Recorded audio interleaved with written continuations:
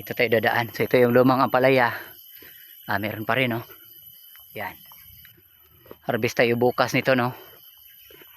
Recover pa rin kahit papaano. Hindi natin to isusuko hanggat hindi yun nakaakyat. Marami pa namang bunga to. May bugbugso pang bago kasi kabagsak lang namin ng abono. So doon tayo sa phase 2 ampalaya. Mga 800 plus, no. Talong natin dito rin, no. Ayan, malalaki din. Marami ding bunga dito banda.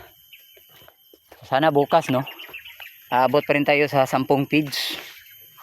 Kasi yung nakaraan 10 feeds yung nakuha natin, no. Almost 300 plus kilos.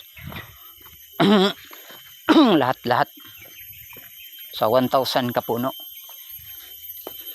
Ito. Meron na tayong building, no. So hanggang dito lang yung natin, poste. Hindi pa doon nalagyan. May 6 pa na rows, 6 lang tong na dito. May mga bigote ng natin, super suwabe.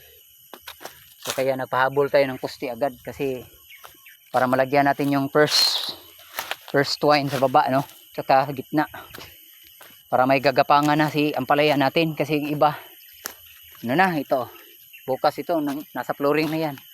Dito banda, yan, magapang na, no, nakahiga na yun, naghahanap na sila ng magagapangan, ilang leaves na, 1, 2, 3, 4, 5, 6, 7 leaves na. So kailangan na siyang umakyat. So hindi pa tayo nakapag-abono nito mga kawalwal, no. So calcium nitrate yung abono natin bukas, no. Ito yung huling row nandyan, 2, ito yung pangatlo. So mga 70 plus yung ganito, meron ding 80. Hindi pantay kasi may maliit.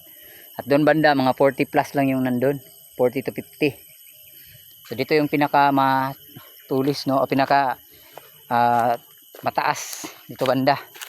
Itong mga rows na to, so mga 6 rows siguro to yung mga pinaka mataas, no. Dito mga 80 siguro to dito banda, no, hanggang dun sa dulo, no. Pakalayo niya. So yun, nagpahabol tayo ng poste para makataying na tayo sa first half, no, para gapangan nating ampalaya. So yun, hanggang dun sa dulo. Malawak-lawak itong tabla banda dito ay 6 meters. Doon lang yung mga tag 4 meters, no. So meron ding 4 meters doon, isa lang. So mga 6 at saka 5 meters lang yung lahat. Ito banda 6. May 5 yung mga konti-konti siguro dyan. Kasi may kahoy, tayo, no. Nag-wave tayo kasi may kahoy. Dito hindi pa nalagyan ng twine, no. Okay, hindi pa man bumagsak pero may mga nakaganyan, no, kahiga. Ito yung mga bunga niya, mga kawalwal, yan, sa baba, yung mga tuy-tuy pa. So yun lang masishare natin, no. Ganyan lang talaga yung farmer, buhay farmer, no. Palaging busy tayo kasi dito masukal pa hindi pa nadamuhan. May mga areas pa na may nadamuhan na, pero may areas pa rin na kulang-kulang pa na sa damo, no, padamo. So bukas harvest tayo, no.